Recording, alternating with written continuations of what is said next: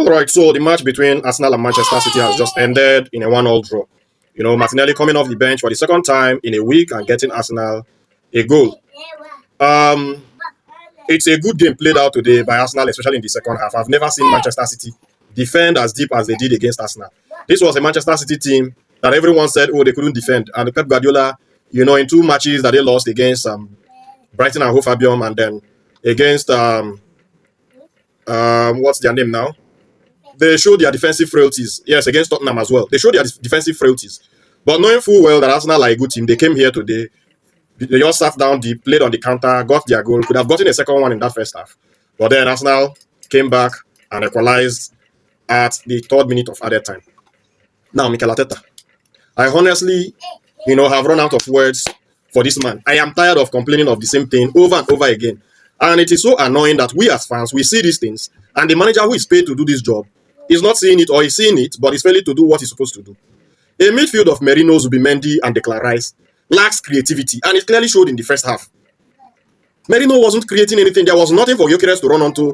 Madueke was just doing his thing, at the right-hand side of the game, of the pitch, taking on his defenders, beating them, crossing some balls. But this goes to show how things are going to come to Arsenal and play this season. And this also goes to show that you need to win your games in the first half. I don't understand the defensive mindset behind this man every single game. You cannot have a Eze on the bench. You cannot have Leandro Trossard, who can also play in the number 10 role. You cannot have Eze and Nwaneri playing at home and not go for it. What is wrong with Mikel Arteta? If Man City had scored 2 and went 2 goals up in this game, there was no way back because they sat down deep, substituted all the attacking players, left only Jeremy Doku on the field, and you could see how deep they defended. Eze today came on. You can see what he will clearly give you. Created for me 2 big chances. One that, led to the shot by Martin Zubimendi, which on another day could have led to a goal. And this ball over the top for Martinelli's goal. In the whole of the first half, we never saw any chance like that created in the team.